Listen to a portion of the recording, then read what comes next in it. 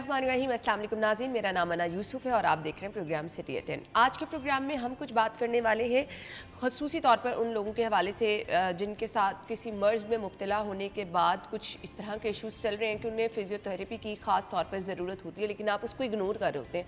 उसका नुकसान क्या हो रहा होता है वो भी डिस्कस करेंगे, और बर वक्त फ़िज़ियोथेरेपी जो है वो कितनी बेहतरी लेकर आ सकती है। अब बहुत सारे फालिज के मरीज़ ऐसे होते हैं, हमें पता चलता है जी एक बिल्कुल साइड काम करनी छोड़ गई है, अब उसमें आप इलाज करा रहे हैं, अद्वियात ले रहे हैं, लेकिन उसके साथ साथ फ़िज़ियोथेरेपी की बहुत अहमियत है ख़ास तौर पर। फिर बहुत सारे ऐसे मसाइल होते हैं, आपको मुसलसल बैक में पेन रह रही है, आसाबी कमज़ोरी है जिसको आप इग्नोर करते चले जा रहे हैं, और अगर आप टाइमली अच्छे फ़िज़ियोथेरेपिस्ट से रब्ता कर लें तो आपके ये मसाइल किस तरह से हल हो सकते हैं। डॉक्टर आयशा सरफराज ने हमें ज्वाइन किया है, फ़िज़ियोथेरेपिस्ट है, और ख़ास तौर पर आज हम बात करेंगे न्यूरो रिहेबिलिटेशन के हवाले से। अस्सलाम वालेकुम आयशा। वालेकुम अस्सलाम। कैसी हैं आप? अल्लाह का शुक्र, आप कैसी हैं? अल्हम्दुलिल्लाह, थैंक यू सो मच, आपके टाइम का बहुत बहुत शुक्रिया। ये न्यूरो रिहेबिलिटेशन क्या है? न्यूरो बेसिकली आपको जो स्ट्रोक होता है, फालिज है या बेल्स पाल्सी है जिसको हम लकवा कहते हैं, फेशियल पाल्सी कह लें, या आपको स्पाइनल कॉर्ड इंजरीज होती है, रोड साइड एक्सीडेंट होता है तो कोई आपके नर्व या रीढ़ की हड्डी में फ्रैक्चर आ गया जिसकी वजह से आपका लोअर लिम्ब या अपर लिम्ब, ऊपर वाला धड़ या नीचे वाला धड़ सुन्न हो गया है, तो उसको हम न्यूरो रिहैब में लेके आते हैं। ठीक है। या ब्रेन की कोई इंजरीज है या स्पाइनल कॉर्ड की कोई इंजरीज आती हैं तो उसको न्यूरो रिहैब कहते हैं बेसिकली। सही सही। सो इसकी ऑब्वियसली फिर फिजियोथेरेपी के डिफरेंट इसके मराहिल होते होंगे और डिफरेंट सिचुएशन में उसको डिफरेंट तरीके से। सबसे पहले फालिज की बात कर लेते हैं। फालिज के मरीजों के लिए फिजियोथेरेपी की अहमियत क्या है? नॉर्मली होता है ना, एक साइड बिल्कुल आपकी काम करनी छोड़ जाती है, फिजियोथेरेपी से बेहतरी आती है? बिल्कुल आती है। मुझे लगता है कि 70 to 80% जो स्ट्रोक पेशेंट्स के अंदर, फालिज के मरीजों के अंदर फिजियोथेरेपिस्ट का रोल होता है। जैसे ही आपको आपके फिजिशियन ने आपको डिस्चार्ज किया, मेरा ख्याल है फर्स्ट 3 मंथ्स अगर आप रेगुलर फिजियोथेरेपी कराएं तो इनमें 70 to 80% इंप्रूवमेंट आने के चांसेस होते हैं। आपके न्यू सेल डेवलप होते हैं, आपके द्वारा जो आपकी हाफ बॉडी पैरालाइज हुई है उसकी स्ट्रेंथनिंग में बहुत अच्छा काम होता है। आपको दोबारा वॉकिंग के अंदर लेके आते हैं। जो आपके फेस के ऊपर अफेक्ट आया, कुछ पेशेंट्स को आप देखेंगे स्लर्ड स्पीच भी होगी, सही बोलेंगे नहीं, खा नहीं सकेंगे, उनकी फेशियल मसल्स की प्रॉपर एक्सरसाइज होती है, अपर लिम्ब की होती है, लोअर लिम्ब की होती है। फिर ये पेशेंट जो है सही चल नहीं पाते, बैलेंस इनका, कोऑर्डिनेशन पुअर होता है, उसके ऊपर बहुत अच्छा काम किया जा सकता है और ये न्यूरो फिजियोथेरेपिस्ट इस पर बेस्ट काम कर सकता है। अगर पेशेंट इस पर फोकस करे तो अपनी लाइफस्टाइल में बहुत हद तक वापस आ जाता है। मैक्सिमम मिनिमम कितना टाइम होता है फालिज के मरीजों के लिए रिहैब का? फर्स्ट 3 मंथ्स में बहुत अच्छी रिकवरी आती है। 3 to 6 months is the minimum time. Depend करते हैं कंडीशन कैसी है, यंग पेशेंट है, ओल्ड एज में आ रहा है, हिस्ट्री क्या है, ट्रॉमेटिक इंजरी की वजह से हुआ है या उसको ब्रेन हेमरेज हुआ है या इस्केमिक स्ट्रोक है। फिर आगे इसकी टाइप्स पर डिपेंड करता है कि कितना अफेक्ट हुआ है, कितना ब्रेन का एरिया डैमेज हो चुका है, तो उसके अकॉर्डिंग हम ट्रीटमेंट प्लान उसको देते हैं। ठीक है। टाइमली अगर फिजियोथेरेपी स्टार्ट कर दी जाए तो आपके जो बिल्कुल एक जिस्म का हिस्सा काम करना छोड़ देता है वो इस तरह से वर्किंग कंडीशन में आ जाता है कि मरीज चल फिर भी सकता है? बिल्कुल चल फिर सकता है, बिल्कुल अपनी नॉर्मल लाइफस्टाइल में आ सकता है, उनकी मसल की स्ट्रेंथ वापस फिर से आ सकती है, नॉर्मल लिविंग उनकी बिल्कुल प्रॉपर हो सकती है अगर वो इसको रेगुलर कंसीडर करते हैं। कुछ पेशेंट्स मैं देखती हूँ आते हैं 10 दिन करवा लेते हैं, बीच में छोड़ देते हैं। सबसे बड़ा मसला ये है अगर आप कंटिन्यूस करवाएं और प्रॉपर सेंटर में आके करवाएं, घर पे नहीं, प्रॉपर सेंटर में आपको पता है मोडेलिटीज़ हैं, आपको असिस्टिव डिवाइसेज हैं, वो आपको घर पे नहीं मिल सकती। और हर पेशेंट, हर डॉक्टर का अपना एक जो होता है एरिया होता है। फॉर एग्जांपल एक जो फिजियोथेरेपिस्ट है वो उसकी स्पीच पे काम कर रहा है, फेशियल मसल्स पे काम कर रहा है, एक उसके मोटर स्किल्स पे काम कर रहा है, उसकी एक डेली एक्टिविटीज़ पे काम कर रहा है। तो इस तरह डिफरेंट डिपार्टमेंट्स हमारे वार्ड के अंदर बने होते हैं जिसपे हर डॉक्टर ने अपना काम करना होता है। तो मैं सबको कहूँगी कि बेहतर यही है कि आप लोग घर से बेहतर है कि आप सेंटर जाएँ और सेंटर में पेशेंट को टाइम दें, और मिनिमम 3 आवर की एक्सरसाइज होनी चाहिए। 3 आवर की होनी चाहिए। और उससे पहले आप इनके वाइटल्स भी लाजमी चेक करें एक्सरसाइज कराने से पहले, क्योंकि कुछ पेशेंट्स को on the spot blood pressure का इशू होता है या डायबिटीज़ का इशू होता है, वो वाइटल्स भी आपको साथ साथ देखने और मॉनिटर करने पड़ते हैं, जो कि घर पे आप उस तरह से नहीं कर पाते। बिल्कुल ऐसे ही है।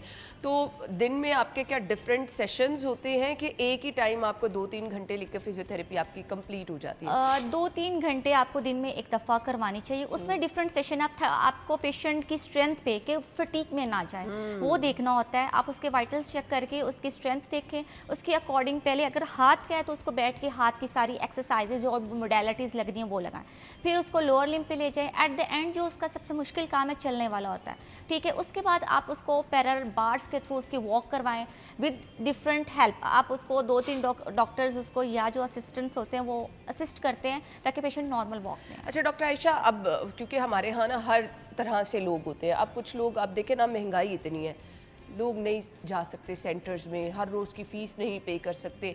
तो चूँकि अब आप हमारे साथ मौजूद हैं माशाल्लाह से, तो मैं चाहूँगी कुछ ऐसी टिप्स कि खुदा न खास्ता किसी के घर में अगर फालिज का पेशेंट है तो घर में आप छोटी छोटी ये एक्सरसाइज तो हर रोज़ उनको कराएं जो कि उनके लिए बड़ी हेल्पफुल हो सकती हैं। एटलीस्ट मरीज़ उठ के बैठे, वॉशरूम खुद जा सके। तो कुछ एक्सरसाइज हमारे साथ शेयर करेंगी कि फालिज के मरीज़ों के लिए ये आपको लाजमी करानी है? बिल्कुल लाजमी। सबसे पहले तो ये है कि आप अगर नहीं जा सकते, आप एक दफ़ा डॉक्टर से कंसल्ट करके अपना होम प्लान बनवा लें। हर पेशेंट को मैं लाजमी कहती हूँ होम प्लान से आप ये है कि आप घर पे एक्सरसाइजेस कर सकते हो। अब फॉर एग्जांपल एक पेशेंट है, उसका बाजू काम नहीं कर रहा, उंगलियां आपको पता है इनकी स्पास्टिक हो जाती है, सिस्ट हो जाती है। इसके लिए सबसे अच्छे है कि आप एक बॉल लें, बॉल प्रेसिंग एक्सरसाइज स्टार्ट करें ताकि पेशेंट को अगर वो ग्रिप नहीं कर रहा तो दूसरे हाथ से आप असिस्ट करके उसको कहें कि आप प्रेस करें। सेकेंड नंबर पर आप इसको कह लें कि आप अपने दोनों पेशेंट का हाथ पकड़ के बिल्कुल लिफ्ट करके उसको 10 रेपिटेशंस के साथ आप अपवर्ड ऊपर लेके जाएं ताकि उसकी ये मूवमेंट बेहतर हो। आप ये खास तौर पे जी फालिज के मरीजों के लिए जो फिजियोथेरेपिस्ट के पास नहीं जा सकते, घर में आपका जो भी केयर टेकर है, जो भी आपको देख रहा है, आप घर में ये आराम से फालिज के मरीजों के लिए एक्सरसाइज करा सकते हैं। उनको ये चीज़ें कराएंगे तो फिर आप खुद ब खुद देखेंगे बेहतरी आएगी। एक तो बॉल हाथ में पकड़ के कहा डॉक्टर आयशा ने, सेकेंडली आपने बाजू इस तरह ऊपर अपवर्ड लेके जाना है। आपने ये 15 रेपिटेशंस के साथ या 20 रेपिटेशंस के साथ करने हैं। दिन में 2 सेट करें। फिर आप जितनी भी आपकी शोल्डर की रेंज ऑफ मोशन है आप इसको रोटेशन में लेके जाएं, ठीक है, अपवर्ड फ्लेक्शन में लेके जाएं, आप बाइसेप की पोजीशन में लेके एल्बो फ्लेक्शन में लेके जाएं। 10 टाइम आप ये एक्सरसाइजेस कराएं। फिर आप जब लोअर लिम्ब पे आते हैं, आप पेशेंट बैठा हुआ है तो हमने पेल्विस फ्लोर के मसल्स पे भी काम करना है, तो उसकी कमर थोड़ी सी आपने ब्रिजिंग बनवानी है। आप लेटे हैं, आप पेशेंट को कहीं असिस्ट करके उसको थोड़ी सी उसकी अपवर्ड मूव करवाएं। फिर अगर वो सिटिंग पोजीशन में आ गया है तो आप बैठे बैठे भी उसकी मार्चिंग करवा सकते हैं कि थोड़ी सी उसकी लोअर लिम्ब की मूवमेंट बेहतर हो और थोड़ा सा वो बेहतर। सेकंड फिर ये है कि आप एंकल पंप्स वगैरह करा सकते हैं, पंजों को आगे पीछे करवाएं ताकि ब्लड सर्कुलेशन इंप्रूव हो। जो ऑलरेडी उनकी ब्लड अफेक्ट हुई हुई है चीज़, उसके अंदर वो बहुत अच्छा रोल आप कर सकते हैं। नमनेस बहुत फील होती है ऐसे पेशेंट बिल्कुल, क्योंकि उनके ब्रेन का वो पार्ट डैमेज हुआ होता है जो उनको वो सप्लाई कर रहा होता है। तो नमनेस के लिए सबसे बेहतर है कि एंकल पंप्स हो ताकि बार बार आप पंजों को आगे पीछे करते हैं। इवन के जो लो बैक पेन के पेशेंट भी हैं और सिटिंग पोजीशन जिनकी बहुत ज़्यादा है वो भी एंकल पंप्स किया करें। या जिनके पाँव में अडीमा या स्वेलिंग होती है उनके लिए भी आप बैठे बैठे पंजों को आपने रख के 10 दफ़ा आगे पीछे लाजमी करें ताकि आपको हो कि आपकी ब्लड सर्कुलेशन लोअर लिम्ब की हो। और जो हम लॉन्ग ट्रैवलिंग कर रहे होते हैं उसके अंदर भी हमें करना चाहिए कि हमारा सर्कुलेशन बेहतर है। सही। अब आपको ये लाजमी करना है कि ब्लड सर्कुलेशन ज़्यादा देर के लिए अगर आप एक ही पोजीशन में बैठे हुए हैं, आपको स्वेलिंग महसूस हो रही है, तो फिर आपको ब्लड सर्कुलेशन जो है वो करने के लिए आपको प्रॉपर अपने पाँव की एक्सरसाइज जो है वो करनी है। ब्रेक ले लें, हम ब्रेक के बाद आते हैं। स्टे विद अस।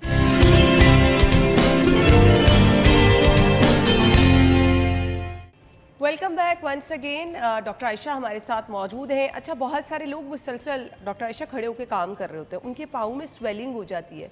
तो पाँव में अगर आपके स्वेलिंग है तो आपको क्या करना है अपनी वर्क प्लेस पे? अगर आप फील कर रहे हैं कि आपके पाँव में नमनेस हो रही है, स्वेलिंग हो गई, आपसे खड़ा नहीं हुआ जा रहा, उसके लिए सबसे बेहतर है कि आप एंकल पंप की एक्सरसाइजेस करें। 10 टाइम आपने इसकी रेपिटेशंस करनी है और दिन में 2 दफ़ा करना है। अब आपने पूरा पंजा ऊपर उठाना है और 10 तक 1 सेकंड के लिए होल्ड करें, फिर डाउनवर्ड मूव करें, फिर अपवर्ड डाउनवर्ड। इस दफ़ा आपने 10 दफ़ा पंजों को आगे पीछे करना है ताकि आपकी लोअर लिम्ब की सारी ब्लड सर्कुलेशन बेहतर हो। सेकंड ये है कि आप पाँव उठा के भी लिफ्ट करके भी थोड़ी देर होल्ड करें ताकि आपको नीचे ले जाएं। 10 दफ़ा टांग ऊपर उठाएं और नीचे लेके जाएं ताकि आपकी जो सर्कुलेशन है वो बेहतर हो। और डायबिटिक पेशेंट्स के लिए भी ये बहुत बेहतर है। चलें जी, अगर आपको नमनेस फील हो रही है, पाँव में स्वेलिंग हो रही है, तो आप ये एक्सरसाइज कर सकते हैं। फालिज के मरीजों की हम बात कर रहे थे। फालिज के मरीजों को हम घर में किस तरह से क्या क्या एक्सरसाइज करा सकते हैं? काइंडली वो दोबारा अगर उनका अपर लिम्ब अफेक्ट हुआ है, उनका फॉर एग्जांपल शोल्डर है और उनकी उंगलियां काम नहीं करी, सबसे पहले तो आपने कोई भी सॉफ्ट चीज़ लेनी है, बॉल लेनी है, उसको पकड़ें और पेशेंट के साथ आपने उनका हाथ पकड़ के स्टार्टिंग में आप हेल्प करवानी है। उनको 10 दफ़ा मुट्ठी बंद करवानी है और खोलनी है या बॉल प्रेस करवानी है। उसके बाद वही बाजू आपने उनका उठा के 10 दफ़ा ऊपर लेके जाएं। इसको शोल्डर रेंज ऑफ मोशंस कहते हैं। फिर इसको आप रोटेशन में 10 दफ़ा लेके जाएं क्लॉकवाइज और देन एंटी क्लॉकवाइज लेके जाएं ताकि उनकी पूरी शोल्डर की मूवमेंट बेहतर हो। उसके बाद आप एल्बो फ्लेक्शन और एक्सटेंशन और एडक्शन और अबडक्शन दोनों करवा सकते हैं ताकि उनकी थोड़ी सी बेहतर हो।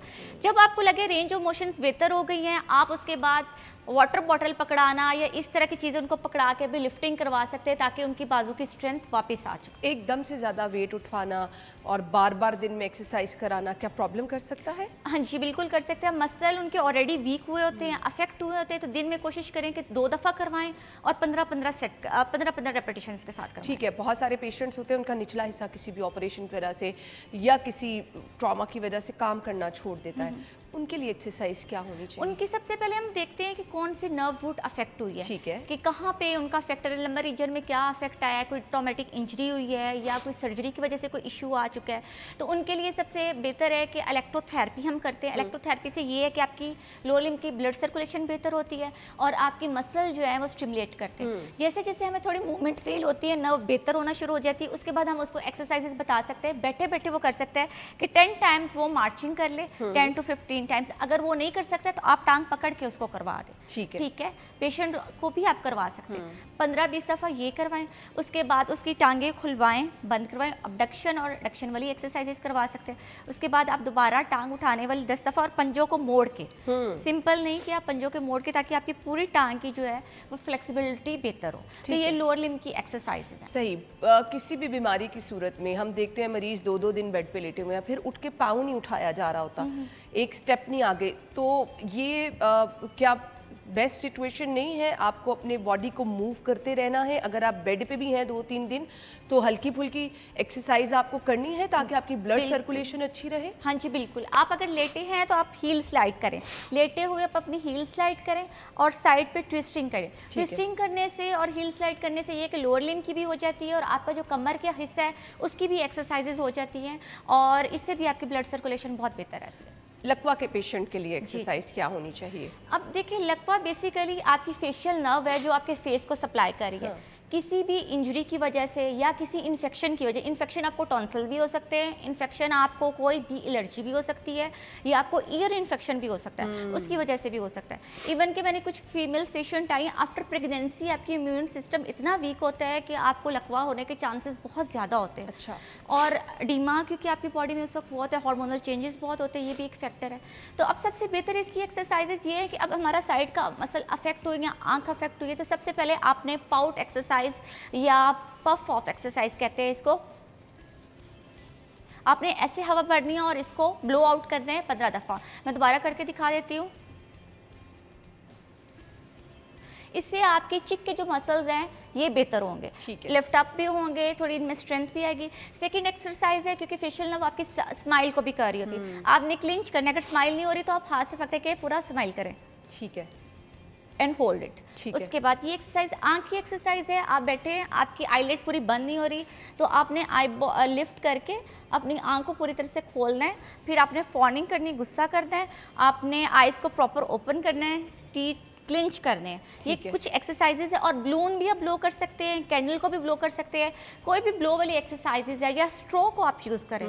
कुछ पेशेंट ये होते हैं कि एक्सरसाइज करते टाइम उनकी हवा फौरन निकल जाती है, तो आप होंठों को साइड से पकड़ के आप फिर ब्लो करें तो उससे भी आपका बेहतर हो जाए। अच्छा, मैंने च्युइंगम भी सुना है खानी चाहिए, तो वो भी क्या बेस्ट एक्सरसाइज होती है? बेस्ट है, क्योंकि आपके दांतों को वो सप्लाई करते हैं। जब आप क्लिंच करते हैं लाइक दिस और आप चू कर रहे होते हैं तो वो आपके सारे बक्कल मसल्स को और फेशियल मसल्स को बहुत अच्छा अफेक्ट कर रहा है। कितनी देर में रिकवरी हो जाती है अगर आप प्रॉपर एक्सरसाइज कर रहे हैं लकवा की सूरत में? विद इन 1 to 2 मंथ्स बहुत अच्छी रिकवरी हो जाती है अगर आप प्रॉपर अपनी मेडिसिन ले रहे हो, ठीक है, और साथ आप एक्सरसाइजेस कर रहे हो, तो बहुत अच्छी रिकवरी है इसके अंदर। सही। अब वो लोग जिनको नमनेस बहुत रहती है, पूरी टांग सो जाती है, उठ के आपसे खड़ा भी नहीं हुआ जाता, सोए सोए बाजू सो जाती है, आप उठते हैं तो आपके हाथ नहीं काम कर रहे होते, ये नमनेस के लिए कुछ एक्सरसाइज हमें बता दें। सबसे पहले अगर हम बाजू की नमनेस देखें तो मोस्टली हमारा जो लिंक होती है वो सर्वाइकल की वजह से होती है। जो गर्दन के मोरे होते हैं, गर्दन के पट्टे होते हैं, इनमें खिंचाव आता है। जब इनमें खिंचाव आता है तो फिर हमारे बाजू को जो नसें जा रही होती है उनकी ब्लड सर्कुलेशन रुकती है और आपके हाथ में नमनेस स्टार्ट होती है। तो इसके लिए सबसे बेहतर ज़रूरी है कि आप नेक की स्ट्रेचिंग करें। अब इसके लिए ये कि आप एक हाथ बैक साइड पर रखिए और नेक को दूसरे शोल्डर के साथ लगाएं और कुछ देर के लिए इसको होल्ड करें, जोर से, मतलब इतना हो कि आपको स्ट्रेच फील हो। 1 सेकेंड का होल्ड दें, देन आप अपोजिट साइड पे अभी आपने वही एक्सरसाइज करनी ठीक है। आफ्टर डेट आपने अपना हाथ दोनों सामने रखने हैं और फोरहेड के आगे रख के आपने आगे को जोर लगाना है और 1 सेकंड के लिए होल्ड करना है 10 दफ़ा ये एक्सरसाइज। यही हाथ आप पीछे रख के बैक साइड पे लेके जाएंगे तो आपके जो बैक के मसल्स नेक के हैं वो बेहतर होंगे। आफ्टर डेट आप जो है नर्व ग्लाइड भी दे सकते हैं, पंजों को हाथों को आगे पीछे करें 10-10 दफ़ा, उससे भी आपको सर्कुलेशन बेहतर होगी। मोस्टली कॉज ये है कि आप सब बीट वेल्व भी लाजमी लें क्योंकि नर्व हेल्थ और नमनेस के लिए बीट वेल्व बहुत अच्छी है और डायबिटीज़ वाले पेशेंट्स के लिए बहुत ज़रूरी है कि वो भी बीट वेल्व को अपनी एक रिकमेंडेड डोज लाजमी अपने डॉक्टर से लें। अब हम लोअर लिम्ब पे आ जाते हैं। अगर लोअर लिम्ब अफेक्ट हो रहा है उसके लिए बेहतर है कि आप पंजों खड़े हों, पंजों के बल 10 दफ़ा आप ऊपर नीचे हों, ठीक है। किसी चीज़ को पकड़ के अगर आपका बैलेंस आउट हो रहा है इससे भी आपकी जो लोअर नमनेस है वो बहुत हद तक बेहतर हो जाती है। आप दीवार पकड़ के भी खड़े हो सकते हैं, आप चेयर पकड़ के भी खड़े हो सकते हैं, एनीथिंग। ठीक है। अब बहुत सारे लोग ना शिकायत करते हैं ये चीज़ पे फैट बहुत ज़्यादा है जी जी और डबल चिन वाली प्रॉब्लम है जी। तो उसके लिए मुझे कुछ एक्सरसाइज बता दें कि आपका ये फेस जो है वो थोड़ा स्लिम नज़र आ स्लिम। सके। सबसे पहले मैं आपको कहूँगी कि जो पफ ऑफ है सबसे एक्सरसाइज वो बहुत अच्छी है। देखिए ये आपकी एक जॉ लाइन को कंट्रोल कर रही है। ठीक है। सेकंड आपकी जो टंग है वो लिफ्ट आपने करनी है नोज की तरफ, आपने जस्ट इस पोजीशन में जाना है और इसको प्रॉपर स्ट्रेच देना है ताकि आपकी और इसको कुछ देर के लिए आप होल्ड करें। होल्ड कर लें, ठीक है। होल्ड कर लें, ये एक्सरसाइज बेस्ट है। उसके बाद आप अपनी जो ज़बान है उसको ज़बान को नोज़ की साइड लिफ्ट करना है ताकि ये आपका जो लोअर है बकल का एरिया जहाँ फैट है वो बेहतर हो। थर्ड नंबर पे सबसे अच्छा है कि आप लाइट सा इसको पकड़ के डाउनवर्ड मसाज करें, ये करें और उसके बाद जो आपका स्टेर्नोग्लिटोमास्टॉइड मसल है like this is the most prominent, तो आप इसको भी प्रॉपर किसी क्रीम ऑयल से मसाज करना है कि आप वैसे ही कर सकते हैं? नहीं, आप किसी ऑयल से करें। बेहतर ये कैस्टर ऑयल ले लें या ऑलिव ऑयल ले लें, उससे आप मसाज करें और आपकी मसाज से सिर्फ आपका ब्लड सर्कुलेशन भी इम्प्रूव होगा, आपकी स्किन भी लिफ्ट होगी और एक प्रॉपर आपकी जो है स्किन ग्लो भी करती है। चलें जी, यानी आपका डबल चिन वाला मसला आसानी से घर बैठे आप ये छोटी सी एक्सरसाइज रूटीन में अगर आप करें, एक दफ़ा कर सकते हैं कि 2-3 दफ़ा कर लें? दिन में आप एक दफ़ा कर सकते हैं, ठीक है, बेहतर है। और रेपिटेशंस आप ज़्यादा कर सकते हैं, 15 to 20 टाइम्स आप उसको रिपीट करें। और कितने दिनों में आपको रिजल्ट आना शुरू? मेरा ख्याल है 15 to 20 डेज में आपको रिजल्ट आता है। चलें जी, डबल चिन वालों के लिए ये बहुत बड़ा मसला जो आप कहते थे जी फेस हेल्दी लगता है, डबल चिन लगती है, आप घर में ही आराम से एक्सरसाइज कर सकते हैं तो आपका ये भी मसला हल हो जाएगा। Thank you so much doctor Ayesha, आपके टाइम का बहुत बहुत शुक्रिया। नाज़रीन, हम जा रहे हैं ब्रेक की तरफ, ज्वाइन करेंगे आपको ब्रेक के बाद। स्टे विद अस।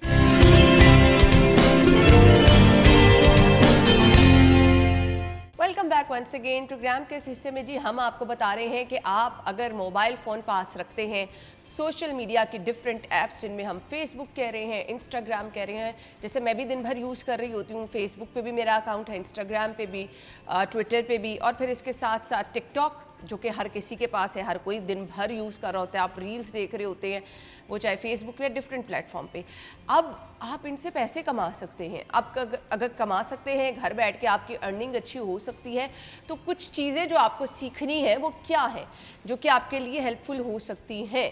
यानी आप घर बैठ के कंटेंट बना रहे हैं और आप बस उसको ऐसे पोस्ट करते चले जा रहे हैं, या आप दफ्तर में अपना काम कर रहे हैं, या कुछ ऐसी रील्स आप शेयर कर रहे हैं जो कि पॉजिटिव कंटेंट है, आप उससे पैसे कमा सकते हैं, लेकिन आपको नहीं पता, तो हम आज आपके साथ शेयर करेंगे। जी फयाज बलूच साहब हमारे साथ मौजूद हैं, सोशल मीडिया मोनेटाइजेशन एक्सपर्ट हैं, तो आपको बताएंगे कि आप किस तरह से मोनेटाइजेशन जो है उसका हिस्सा बन सकते हैं और ख़ास तौर पर आप पैसे अच्छे कमा सकते हैं। जी, तो फयाज साहब को वेलकम करेंगे। अस्सलाम वालेकुम जी। वालेकुम सलाम। थैंक यू सो मच, आपके टाइम का बहुत बहुत शुक्रिया।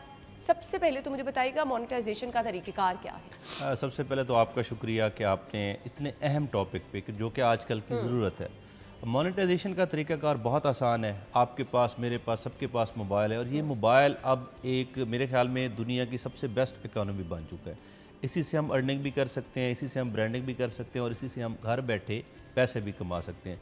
और स्पेशली अगर मैं गर्ल्स के हवाले से बात करूं, क्योंकि जॉब्स में बहुत सारे मसाइल होते हैं, आने जाने का हैक्टिक, तो घर में बैठ के आप जो कंटेंट, इवन के जो कंटेंट हम देख रहे होते हैं मोबाइल पे, जिस तरह की चीज़ें आ रही होती हैं, हम देखने वाले कंज्यूमर होते हैं और यही बनाने वाले जो होते हैं वो क्रिएटर होते हैं। तो हम कोई भी कंटेंट प्रोड्यूस करके उसे अर्निंग कर सकते हैं। मोनेटाइज कौन कर सकता है? आपका कंटेंट कैसा है तो आप मोनेटाइजेशन के लिए फेवरेट हैं? अच्छा, मोनेटाइजेशन तमाम किस्म का कंटेंट होता है। कोई ऐसा कंटेंट नहीं है जो मैं कहूँ कि मोनेटाइज नहीं होता, ठीक है। जो वो कहते हैं ना, जो दिखता है वो बिकता है। उसमें फ़नी कंटेंट है, उसमें मॉरल है, उसमें न्यूज़ है, उसमें व्लॉगिंग है, कुछ भी है। मोनेटाइज मीडियम ने करना है, चाहे वो फेसबुक है, चाहे वो इंस्टा है, चाहे वो टिकटॉक है, यूट्यूब है। आपको सिर्फ कंटेंट में कोई वैल्यू प्रोवाइड करनी है। आप वैल्यू प्रोडक्शन करेंगे, आपका कंटेंट मीडियम खुद ही मोनेटाइज कर देगा। मोनेटाइज का तरीक़ाकार क्या होता है? क्या आपको लेट्स सपोज फेसबुक खुद ऑफर करता है कि आप अपने फेसबुक अकाउंट को मोनेटाइज कर सकते जी, हैं? अगर फेसबुक की बात करते हैं तो ये इनवाइट बेस है। पहले होता था क्राइटेरिया के 5000 फॉलोअर्स कर लें और 60,000 मिनट्स कर लें। अब वो क्राइटेरिया ख़त्म हुआ, इनवाइट बेस है।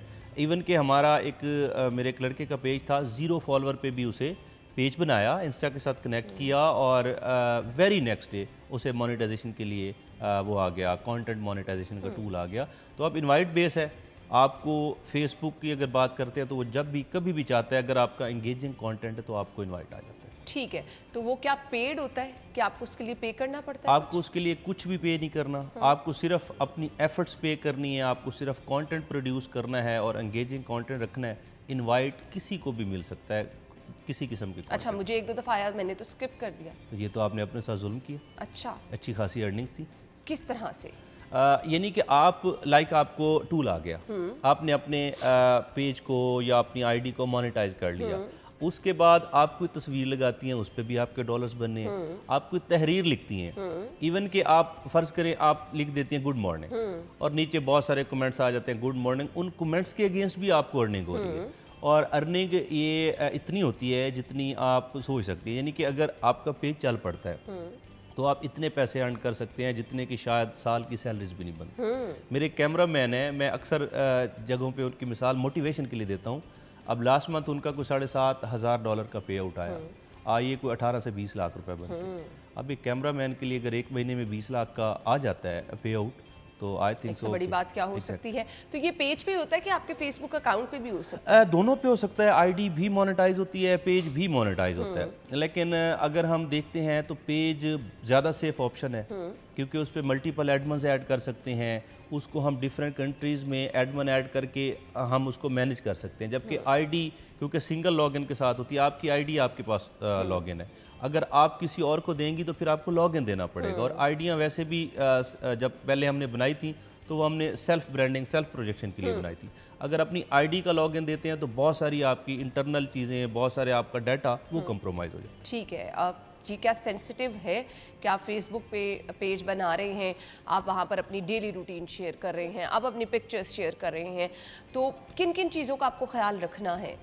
आप कोई भी मीडियम है ना, उसकी पॉलिसीज़ को लाजमी रीड करना है। यानी जैसे आप जॉब करते हैं तो यहाँ की कुछ पॉलिसीज़ होंगी, इसी तरह हर मीडियम की अपनी पॉलिसीज़ हैं। अगर आप फेसबुक की बात करते हैं, या सारे मीडियम्स आलमोस्ट एक जैसी हैं, तशद्दुद नहीं दिखा सकते, कोई ब्लड नहीं दिखा सकते। अब आपका न्यूज़ चैनल है, आपको पता है कि आप उसमें डिस्क्लेमर ऐड करते हैं, तो आप कोई वायलेंस नहीं दिखा सकते। कुछ अल्फाज हैं जैसे कत्ल कर देना, खुदकुशी, मार देना, तशद्दुद, ये वाली चीज़ें अवॉइड करनी होती हैं। और चाइल्ड अब्यूज़ नहीं दिखा सकते। इसके अलावा तो आप कोई भी पॉजिटिव कंटेंट दिखा सकते हैं। ठीक है, आपका कंटेंट कैसा होना चाहिए? आजकल ट्रेंडिंग जो चीज़ें हैं वो क्या हैं? क्या आप कुछ भी आपका कंटेंट है, आप ट्रेंडिंग को फॉलो कर लें तो ज़्यादा रेटिंग आ सकती है? अच्छा, ये एक मिसकॉन्सेप्शन मैंने मार्केट में देखी है कि ट्रेंड्स को फॉलो करते जाएं और आप बहुत सारे पैसे कमा लेंगे। नहीं, आप ट्रेंड्स फॉलोअर नहीं, आप ट्रेंड मेकर होने चाहिए। हमेशा एक मार्केट है ना, एक मार्केट में आपको 50 दुकानें एक ही जैसी मिलेंगी, कोई एक होगा जो डिफरेंट चीज़ सेल कर रहा होगा। अब उस एक के पास, चूँकि लोगों के पास ऑप्शन नहीं है, लोग पूरी मार्केट घूम के जाएंगे तो वो अकेला है। कुछ नया प्रोड्यूस करें ना। कंटेंट भी बहुत है, क्रिएटर्स भी बहुत हैं। एक जैसा कंटेंट रिपीट करते रहेंगे तो उसमें आपकी एंगेजमेंट नहीं बनेगी। मैं हमेशा कहता हूं कि मैं इसकी आपको एक मिसाल देता हूं। जिस लड़के का भी बात की थी, वो सिर्फ BTS दिखाता है, ठीक है। अब लोगों को ये देखना है, आप एंकर हैं, कैमरे के सामने बैठी हैं तो लोग देख रहे हैं। अब लोगों को ये देखना है कि आप बिहाइंड द कैमरा कैसे हैं, आपकी लाइफ कैसी है, आप फंबल्स कौन से आते हैं, गलतियां कौन सी होती हैं। मैंने आपके इसकी मिसाल स्टूडियो की दे दी। तो लोगों को डिफरेंट चीज़ देखनी है, और जो डिफरेंट दिखाता है वो डिफरेंट कमाता है। ठीक है, चलें जी, ये तो बड़ी ज़बरदस्त ऑप्शन है, छोटी छोटी चीज़ें हैं जो आप। अच्छा, अब लिंक्ड कैसे करना है? क्या ज़रूरी है कि मेरा फेसबुक अकाउंट जो है अगर मैं उसको इंस्टा से लिंक कर दूंगी तो इंगेजमेंट में कोई फ़र्क पड़ेगा, रीच ज़्यादा होती है, ये चीज़ें मैटर करती हैं? बिल्कुल पड़ती है, क्योंकि फेसबुक, व्हाट्सएप और इंस्टा एक ही मीडियम है, मेटा के अंडर आता है। अगर आप अपना इंस्टा अकाउंट ऐड कर देते हैं फेसबुक के साथ तो आपके दोनों पेजेस या दोनों मीडियम की एंगेजमेंट जो है, इवन कि अब तो आप अपने व्हाट्सएप पे स्टेटस लगाते हैं और आप इंटरलिंक कर दें तो वो आपकी स्टोरी पे भी चला जाता है। तो आप तीनों मीडियम्स को कर सकते हैं। और मैं आपको ये भी मज़े की बात बताऊँ कि जिन लोगों ने, मैंने देखा है कि इंस्टा और फेसबुक अटैच होती है तो उन्हें कंपैरेटिवली जल्दी टूल मिल जाता है मोनेटाइजेशन का। सही। तो अब मुझे बता दें, जिन्होंने अभी तक अपना पेज मोनेटाइज नहीं किया, आज ही अगर पेज बनाना चाह रहे हैं तो उनको क्या स्टार्ट कैसे करना है? अच्छा, ये मेरा सबसे फेवरेट क्वेश्चन है। मेरी अपनी वीडियोस में भी लोग यही पूछते हैं, सर स्टार्ट कहाँ से करना है? स्टार्ट करना बहुत सिंपल है। लोगों के जहन में होता है कि कोई बहुत महंगे गैजेट्स लेने हैं, कोई बड़े बड़े कैमरे लेने हैं, कोई आईफोन लेना है, महंगे मोबाइल। ऐसा नहीं होता। आपके पास जो फ़ोन है वही मोर देन सफिशेंट है। ठीक है। आप अपने मोबाइल से सिर्फ कंटेंट बनाना शुरू करें और उसके साथ साथ आपको थोड़ी सी नॉ होनी चाहिए उसको एडिट करने की। हेडर फुटर क्या देना है, थंबनेल क्या देना है। और थंबनेल एक ऐसी चीज़ है जो आपके कंटेंट में मोर देन 70-80% रोल प्ले करता है। आपकी वीडियो में अगर कुछ भी, मतलब बहुत कम एफर्ट है, फिर भी आपका थंबनेल अच्छा है। अच्छा, एक टाइम आया था, मैंने बड़ा ट्रेंडिंग में देखा था, आपके थंबनेल ऐसे झूठे होते थे और ऐसे, मतलब बीच में आपकी वीडियो में वो कुछ है ही नहीं जो आपने थंबनेल बना दिया। ये भी क्या आपकी वीडियोस को मुतासर करता है, आपकी रेटिंग को मुतासर करता है? बहुत मुतासर करता है। इसे कहते हैं क्लिक बेट। एक टाइम था जब लोग इस तरह का लोग क्लिक करें। हाँ। उस वक्त ये होता था कि आपको पर क्लिक पैसे मिलते थे। अब क्लिक पे पैसे नहीं मिलते। आपने जो थंबनेल में लोगों को बताया है वो आपको दिखाना है। अगर आप नहीं दिखाएंगे ना, उसका नुकसान क्या होगा? एक दफ़ा, दो दफ़ा, चार दफ़ा खराब हो जाती। लोग, जब आपकी क्रेडिबिलिटी ख़राब होगी, लोग आपको देखेंगे नहीं, क्लिक करके छोड़ देंगे, तो मीडियम को लगेगा कि ये बंदा या ये बंदी डॉज कर रहा है मीडियम को, और वो आपकी वीडियो को रैंक करने के बजाय डाउन करना शुरू कर देंगे। और एक टाइम आएगा आपका जो डिजिटल एसेट मैं इसे कहता हूँ, पेज है, प्रोफाइल है, एक टाइम आएगा वो डेड हो जाएगा। तो आपको इन चीज़ों का ख्याल रखना है यानी। अच्छा, अब ये कोई टीम हायर करनी पड़ती है कि एक ही बंदा सारा कुछ कर सकता है? अच्छा, ये टीम हायर नहीं करनी पड़ती। मैं आपको मज़े की बात बताता हूँ कि मैं बाय प्रोफेशन एक डॉक्टर हूँ। अच्छा। और मैं डॉक्टर टर्न्ड इन्फ्लुएंसर हूँ। मैंने कोई टीम नहीं रखी थी, मैं अकेला बंदा था, मैं अपनी वीडियोस बनाता था। और अब सिचुएशन ये है कि मेरे पास पूरी यानी एजेंसी है और कोई 50 लोग हैं और क्रिएटर्स हैं जिनकी पेज मैं मैनेज भी करता हूँ, एडिटिंग के लड़के भी हैं। तो मैं अकेला बंदा था और अकेले बंदे ने ही वीडियोस बनाना शुरू की। और आपको कुछ भी नहीं करना। ये लोग, असल में लोग कन्फ्यूजन का शिकार होते हैं कि पता नहीं क्या करना पड़ता है स्क्रीन पे नज़र आने के लिए। कुछ लोगों को होता है जी मेरा फेस नहीं ठीक, कुछ लोगों को होता है जी मेरी पता नहीं मेरी लैंग्वेज समझ नहीं आएगी, कुछ लोगों को ये होता है कि यार मेरी गल कौन सुनेगा।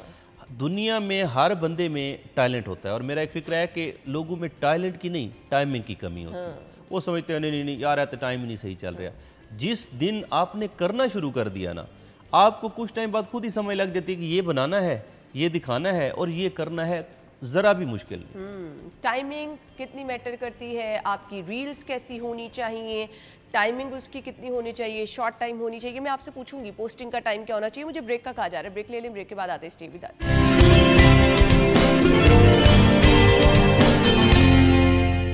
Welcome back once again. हम गुफ्तगू का सिलसिला आगे बढ़ाएंगे। अच्छा, अब चीज़ों को समझना भी बहुत ज़रूरी है ना। आपकी रील्स की टाइमिंग कितनी होनी चाहिए?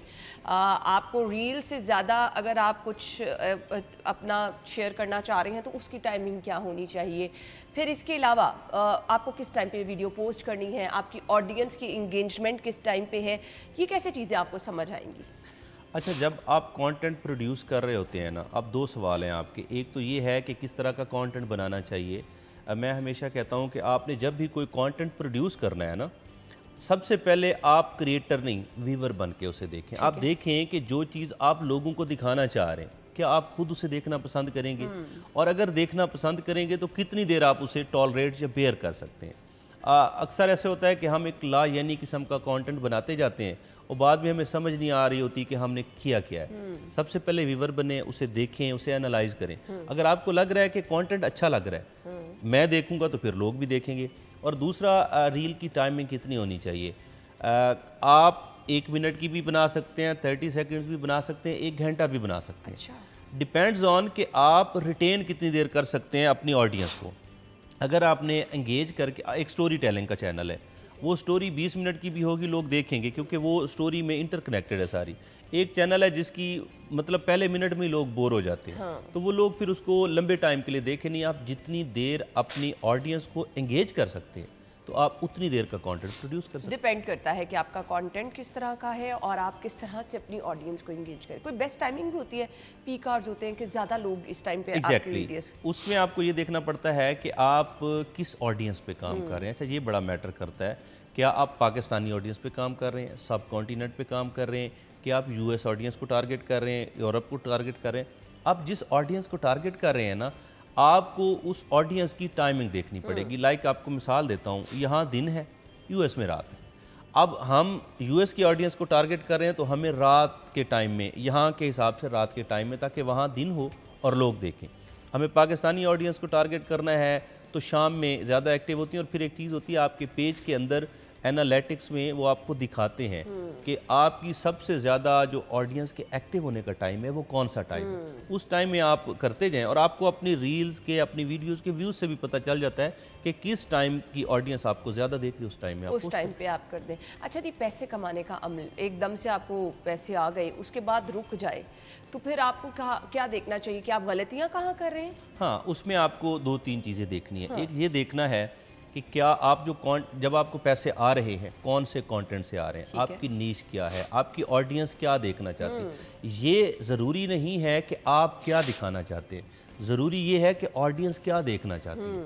अब जो ऑडियंस देखना चाहती है आप वैसा ही कंटेंट बनाते जाएं, आपको व्यूज़, एंगेजमेंट आती जाएगी। और एक चीज़ मैं कन्फ्यूजन हल कर दूं कि व्यूज़ पे पैसे नहीं होते, अच्छा। एंगेजमेंट पे पैसे होते हैं। एंगेजमेंट ये है कि आपको लाइक्स कितने आ रहे हैं, आपको शेयर्स कितने आ रहे हैं, लोग कमेंट्स कितने कर रहे हैं। और जिस पोस्ट के नीचे कमेंट्स के अंदर कमेंट्स होना शुरू हो जाते हैं ना, यानी कोई बहस या कोई बात शुरू हो जाती है, उस पोस्ट की एंगेजमेंट ज़्यादा बढ़ती है, उसकी अर्निंग ज़्यादा होती है। यानी हम देखते हैं एक कमेंट किसी ने किया, फिर सेकंड किया, फिर उस पर लोग कमेंट्स में ही अपनी बातें करना शुरू कर देते हैं। बिल्कुल वो आपके लिए फायदेमंद हो? बहुत ज़्यादा फ़ायदेमंद है। अच्छा, यानी कुछ लोग समझते हैं कि वो अपने कमेंट्स को महदूद कर देंगे या कुछ ऐसे रिस्ट्रिक्शन लगा देंगे, वो नुकसान में रह रहे ये गलती है। बल्कि कुछ क्रिएटर्स तो ऐसे हैं जो जानबूझ के कोई कंट्रोवर्शियल बात करते हैं और वो नीचे कुछ लोग उन्हें गालियां दे रहे होते हैं, कुछ डिफेंड कर रहे होते हैं। और ये एक ट्रिक होता है। मैं वैसे एडवाइस करूंगा कि ऐसा ना ही करें, लेकिन ये एक ट्रिक होता है अपनी एंगेजमेंट को बढ़ाने का। सही। तो मैक्सिमम मिनिमम कौन सा प्लेटफॉर्म ऐसा है जो कि आपको ज़्यादा पैसे दे रहा होता है? वो फेसबुक है, इंस्टाग्राम है? देखने वालों को आप क्या मशवरा देना चाहिए? वैसे तो सारे दे रहे होते हैं, हर बंदे का पसंदीदा मीडियम है। और पाकिस्तान में मैं अक्सर देखता हूँ इवन के एक्टर्स वगैरह भी, बड़े बड़े नाम हैं, वो सिर्फ यूट्यूब पे काम कर रहे होते हैं। मेरे पास पेजेस आया तो इवन के एक बहुत बड़ा नाम पाकिस्तान का, उन्होंने कहा था फेसबुक तो भी पैसा आंदा है। लेकिन मुझे फेसबुक ज़ाती तौर पर इसलिए पसंद है, ये तस्वीर लगाएंगे उस पर भी पैसे देगा, तहरीर लिखेंगे उस पर भी पैसे देगा, स्टोरी लगाएंगे उस पर भी पैसे देगा, कोई आप रील या वीडियो पोस्ट करेंगे उसमें भी पैसे देगा। और इसके आपको मल्टीपल चीज़ों से पैसा मिल सकता है और ये अच्छा खासा रेवेन्यू जनरेट हो। सेफ कौन सा है? सेफ देखिए, अगर आप पॉलिसीज़ को फॉलो करते हैं ना तो सारे सेफ हैं, और अगर आप पॉलिसीज़ को फॉलो नहीं करते तो कोई भी सेफ नहीं। कोई भी सेफ नहीं है, ठीक है। यानी और अगर हम इंटरलिंक करके, जैसे आपने कहा कि मेटा के अंडर फेसबुक भी आ रहा है, आपका इंस्टाग्राम भी आ रहा है, आपका व्हाट्सएप भी आ रहा है, और अगर हम तीनों मीडियम को इकट्ठा करके यूज़ कर रहे हैं तो क्या ज़्यादा फ़ायदा है? हाँ, देखिए आपकी ऑडियंस डिफरेंट है ना। उस पे और है, उस पे और है, उस पे और है, तो आप उनको इकट्ठा कर दें। क्योंकि इंस्टा से कंपैरेटिवली मोनेटाइजेशन से नहीं, इंस्टा से आपको ब्रांडिंग आती है, इंस्टा से आपको यानी कि पेड पीआरस मिलती हैं, प्रमोशंस मिलती हैं, फेसबुक मोनेटाइज हो जाता है, यूट्यूब मोनेटाइज हो जाता है, टिकटॉक भी समहाउ मोनेटाइज हो जाता है, उसमें वायरल होने के चांसेस ज़्यादा होते हैं। तो अगर आप वाइजली सारे मीडियम्स को यूज़ करते हैं ना, तो आई डोंट थिंक सो कि आपको को बहुत ज़्यादा टाइम लगेगा अर्निंग्स तक पहुंचने के लिए। सही। एक आम तासुर है कि टिकटॉक से ज़्यादा पैसे कमाए जा सकते हैं, और टिकटॉक पे आप जैसी मर्जी वीडियो डाल दें वो तो बस फिर चलती चली जाएगी। तो क्या टिकटॉक वाकई ज़्यादा पैसे देता है? ये मिसकॉन्सेप्शंस मार्केट में फैलाई जाती हैं। टिकटॉक आपको वायरल जल्दी कर सकता है और टिकटॉक पे लो इंटेंट का कंटेंट भी जल्दी निकल जाता है एज़ कम्पेयर टू फेसबुक या यूट्यूब। अगर वायरल होना है तो कोई निशा पूमी कह के भी लोग वायरल हो जाते हैं। और अगर आपने वाकई एक कंटेंट बनाना है तो देन फेसबुक एंड यूट्यूब से अच्छा मीडियम कोई। वायरल होने से भी क्या पैसे कमाए जा सकते हैं? वायरल होने से आपको ये होता है कि आपको पीआर पैकेजेस वगैरह मिल जाते हैं, लेकिन एक चीज़ देखें, जो कामयाबी प्रोसेस से आती है ना, वो अगर चली भी जाए तो प्रोसेस से ही जाती है, आप कहीं ना कहीं स्टे कर लेते हैं। जो ओवर द नाइट आती है ना, और इस किस्म की कामयाबी आती है, बहुत सारे लोग वायरल हुए थे, मैं किसी का नाम नहीं लेना चाहूँगा, आज कहाँ है, लेकिन जो प्रोसेस से आते हैं तो वो फिर अगर कहीं ना कहीं कोई मसला आता है तो प्रोसेस में कहीं ना कहीं टिक जाते हैं। तो मैं इस तरह की ट्रिकी चीज़ों करने का कभी मशवरा नहीं देता। लॉन्ग वे जाएं, लेकिन उसको आप एसेट बनाएं। ठीक है, फेसबुक पेज अगर कोई बनाना चाह रहा है, आप अपना फेसबुक पेज बनाएं, आप अपना कंटेंट पोस्ट करना शुरू करें, तो आपको मैक्सिमम कितने दिनों में आके अर्निंग वाले पॉइंट पे आप आ जाते हैं कि आप पैसे कमाना शुरू कर देते हैं? अच्छा, मैं अपने लिहाज से देखूं तो, क्योंकि मैं एक एक्सपर्ट अपने लिहाज से देखे तो मुझे लगता है मैक्सिमम 1 मंथ। अच्छा, 20 डेज टू 1 मंथ। मैंने अभी आपके यहाँ चैनल पे आने से पहले एक VTS का पेज बनाया ना, तो यानी कल बनाया था, और मेरे ख्याल में मैं उसे विद इन 28 डेज इंशाल्लाह मोनेटाइज कर लूँगा। ठीक है। और क्योंकि मुझे पता है क्या करना है और क्या नहीं करना, और सबसे इंपॉर्टेंट ये है कि आपको ये पता हो कि क्या नहीं करना। और एक नया बंदा है, एक लेमैन है, एक लेमैन के लिए वो 3 से 6 महीने अगर लगा सकता है, ये पैसिव इनकम समझें, अपनी जॉब शॉब छोड़ के नहीं करना। ठीक है। मैं कभी भी मशवरा नहीं देता, अगर छोड़ना है तो उसका एक डिफरेंट फार्मूला है, और पैसिव इनकम है उसके साथ करें, और आहिस्ता आहिस्ता इसको ग्रो करते हैं। जब ग्रो हो जाए फिर आप कुछ भी ना करें, यही करें तो भी काफ़ी। ठीक हो गया। अच्छा, इसके लिए अगर आप पूरी टीम बनाना चाह रहे हैं और आप चाह रहे हैं कि बस अब आपने अब इसी के साथ ही रहना है, तो वो आप अच्छे पैसे कमा सकते हैं कि अपनी टीम को भी पे कर सकते हैं, और आप प्रॉपर 24 घंटे अगर इसको दे रहे हैं टाइम, तो आप अच्छी खासी अर्निंग कर सकते हैं। अच्छा, ये कभी अगर आपके पास ज़्यादा टाइम हुआ ना, तो मैं अपनी टीम के कुछ लड़के यहाँ आके आपके साथ बिठा दूंगा। ठीक है। एक रिक्शा ड्राइवर है, अच्छा, एक कैमरा मैन है, और एक जो है वो 35,000 पे कहीं ड्राइवर था। अच्छा। और आज सारे जो हैं, कोई more than 6 lakh per month कमा रहा है, कोई 8 लाख कमा रहा है, कोई 18-20 लाख कमा रहा है, और ये कमा रहे हैं। ये पढ़े लिखे लोग हैं? ये पढ़े लिखे लोग नहीं है, रिक्शा ड्राइवर थे, कोई मैट्रिक है, कोई मिडल है। ठीक है, tell me। पढ़े लिखे लोगों का मसला ये है कि वो बड़ा सोचते हैं, ऐसे होगा तो कैसे होगा, रिस्क नहीं लेते। रिस्क सेफ अब अच्छा कंफर्ट जोन में बैठे हुए हैं, हमसे उठा ही नहीं जाता, हमसे काम ही नहीं होता। तो अगर आप अपने उस कंफर्ट जोन में बैठे रहेंगे ना, अब वो रिक्शा ड्राइवर, वो कार ड्राइवर मुझे कहता है, मैं एक मेहरान पे ड्राइवर था, 6.5 लाख की गाड़ी थी, और अब हर महीने मैं वो गाड़ी परचेज कर सकता हूँ। वाह। ठीक है, तो वो लोग कमा रहे हैं। और ये आप कह रहे हैं ना फुल टाइम प्रैंक स्टार है मेरे पास, वो कितना टाइम, सब्जी मंडी चले जाते हैं। एक प्रैंक किया उन्होंने, आधे घंटे की रिकॉर्डिंग की, 6 वीडियोस भेज दी, और अगले दिन तक वो फ्री हैं। यानी 23.5 घंटे वो फ्री हैं, क्योंकि वो अब उसको रिटेन कर चुके हैं अपनी कामयाबी को। लेकिन फिर मैं कह रहा हूँ कि ये शुगर कोटेड बातें सुनने में बहुत अच्छी लगती हैं, स्ट्रगल करके आएंगे तो फिर आपके बारे नहीं आ रहे, ऐसे ओवर द नाइट चाहेंगे तो फिर। ठीक हो गया जी, चलें जी, थैंक यू सो मच, आपके टाइम का बहुत बहुत शुक्रिया। ये कुछ चीज़ें जो हमने डिस्कस की हैं, आप अगर सोशल मीडिया का इस्तेमाल करें, मोबाइल फ़ोन आपके पास है, आप डिफरेंट ऐप इस्तेमाल करें, तो हमने आपको ये बता दिया कि अब आप ऑप्शन आपके हाथ में है कि आप उससे पैसे कैसे कमा सकते हैं। कुछ चीज़ें हैं जो कि आपको सीखनी है, कुछ टाइम देना है, तो आप इंशाल्लाह घर बैठ के पैसे कमा सकते हैं। हमें इजाज़त दीजिए, अल्लाह हाफ़िज़।